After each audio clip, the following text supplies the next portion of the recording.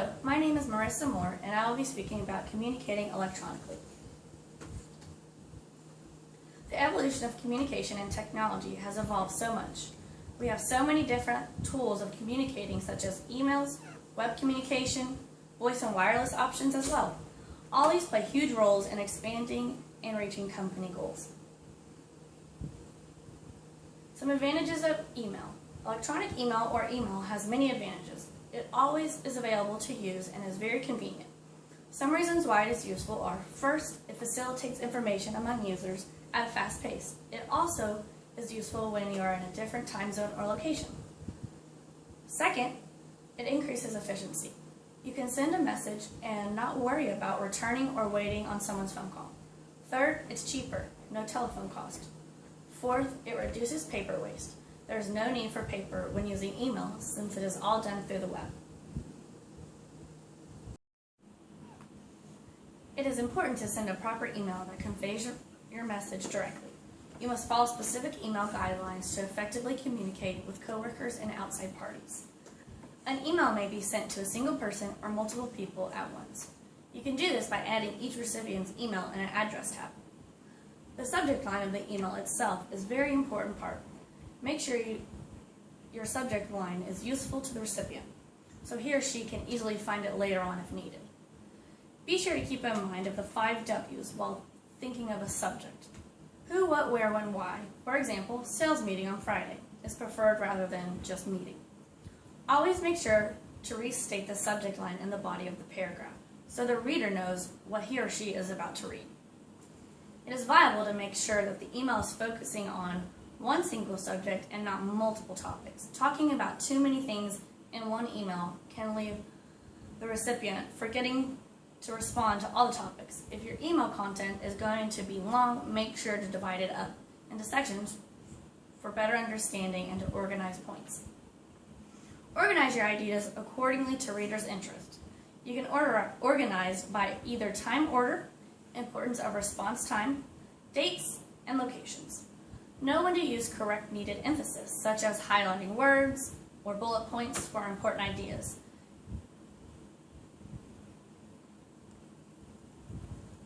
Always revise and proofread your email before sending.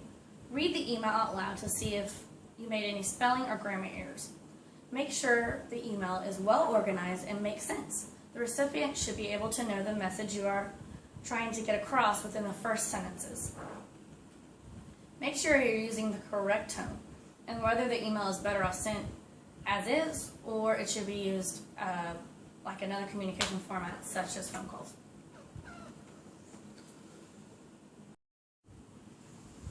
Effective use of email.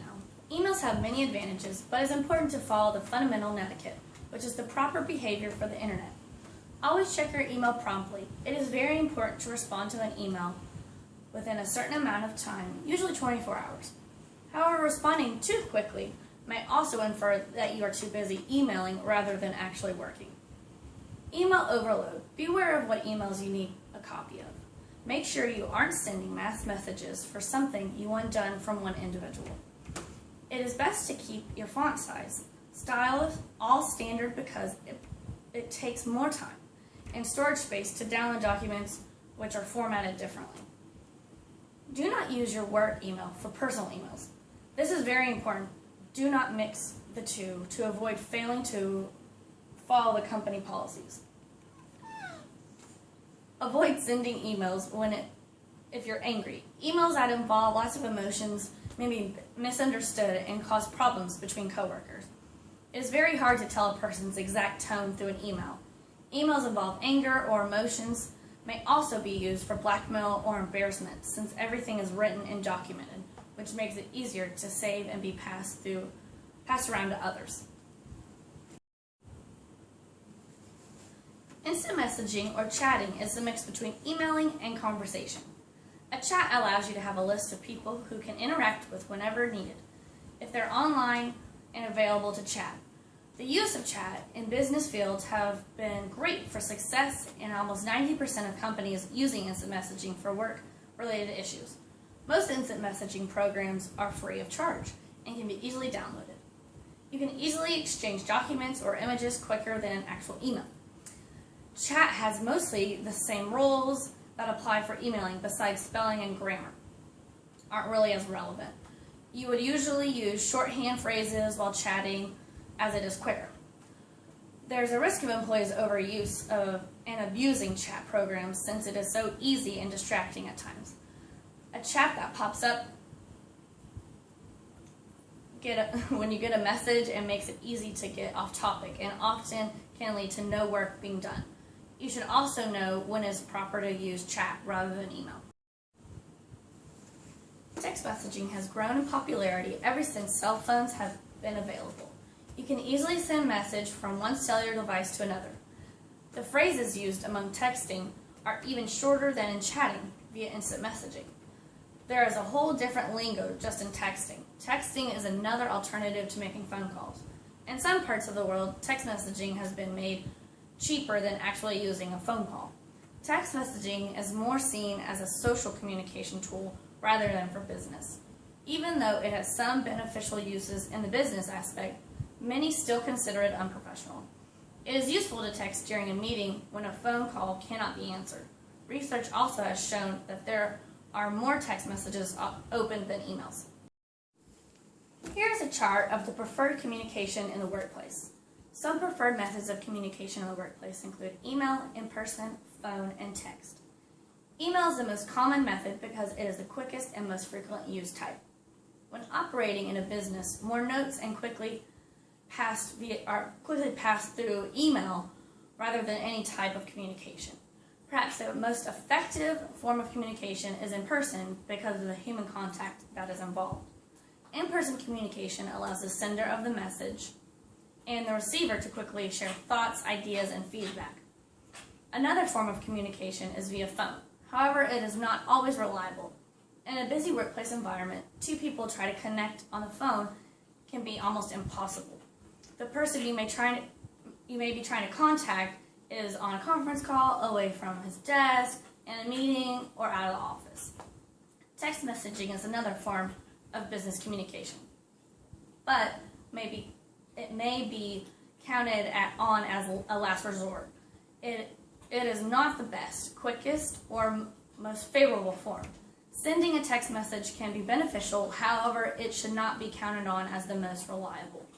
While text messaging may be popular with society, in general, it is not seen as professional in the business environment. The U.S. court has the right to monitor companies with their electronic mail to make sure they are using the facility for the job-related communication only. However, most employees expect that their emails should be private. When it comes to text messaging, the employees must either have a warrant or permission to view the text messages. Employers who intend to monitor their employees must clearly state in their policy statements. It is always your responsibility for the content you send through a text message, since they are so quickly shared amongst other people.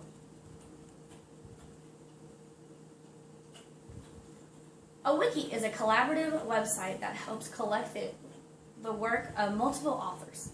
A wiki's content is allowed to any individual editing, deleting, or modifying. This usually encourages a cooperative use of electronic information.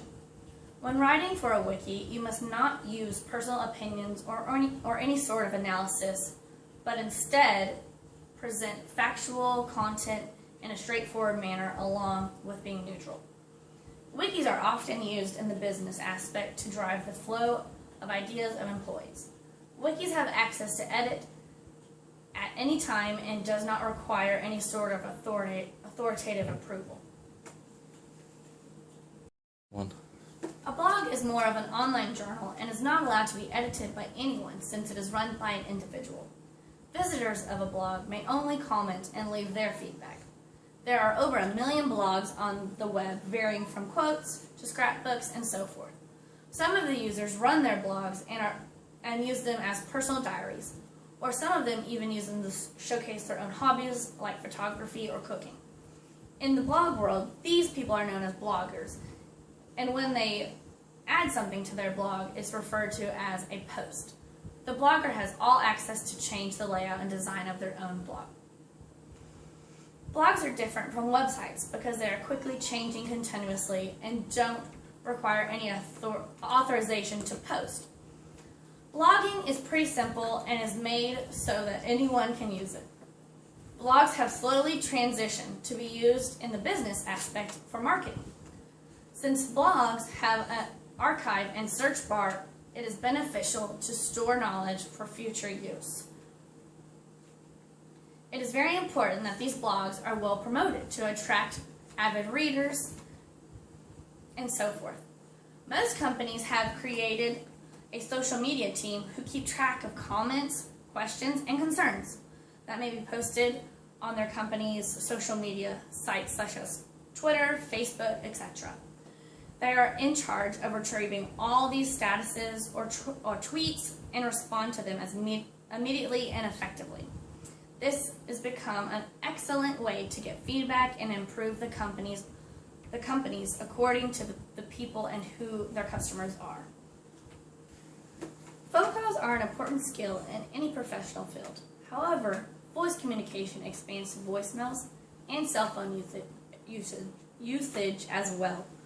Voicemails allow for flexibility amongst workers and reduces problems such as phone tag. There are a few guidelines that should be followed when using effective voicemail communication. Make sure your voicemail greeting is updated and reflects your schedule. It is very important to leave either your phone number, email, or fax in your voicemail because it is helpful for callers. Encourage callers to leave detailed messages and mention in it your voicemail what information you would like them to leave. Callers should know how to check their voicemail messages and know how to transfer messages to operators. Just like emails, you should check your voicemail messages promptly and reply in 24 hours. It is important to be very careful when leaving a message. Always remember to talk at a slower pace and be clear with your language. You must make sure to repeat your name and number twice, once in the beginning and once in the end. It is beneficial to leave a detailed message of the content so the person knows what the call is regarding. Keep your message under 1 minute in length. Make sure your tone over the message is presentable because this may infer your interest in the call as well as leave a good impression. Cell phones are known for a standard way of communication for many people throughout the world. A recent poll revealed that 7 out of 10 people have used poor cell phone etiquette and at least once a day. The following rules are helpful so you don't seem like a rude or disrespectful phone user. Observe wireless free quiet zones, such as theaters, religious settings, hospitals, or even public places. You should be aware of when to silence your cell phone and whether if it is proper to use during a business meeting or not. Respect other space. If there are people around you, remember to speak in a soft tone rather than loud when you're talking on the cell phone. Think safely. This is very important. Many states have banned the use of cell phones when driving, since it is very dangerous. There are cell phone policies that prohibit companies' employees from using a cell phone while operating a company-owned vehicle. This will minimize risk and liability issues. It is obvious that wireless communication will only become stronger in the next 20 years. Wireless communication has been a great help since it allows anyone to engage and get in touch without literally having to physically be with each other. Smartphones have been a huge part of growing of businesses because of all the advanced options they offer. Any individual can be linked to their email address, data processing, entertainment, all from their cell phone. We have and will continue to see a rise with smartphones and use in a professional aspect since tools like phone apps, which are applications, are increasing. Wireless accessibility will increase in the business decisions, which will lead to higher profitability because of the faster communication. Even though decisions can be made quicker, doesn't always mean they're correct. And that is why workers must make sure that they are well informed before making a hasty decision. A big issue slowly rising is the challenge of losing human interaction due to high use of wireless communication, especially in this era. From this chapter, we can conclude that communicating electronically has become a big part of our daily lives, whether it is personally or professionally. There is always an effective way to communicate with your coworkers, and one must know all the rules and expectations in order to succeed. Thank you, and have a wonderful day.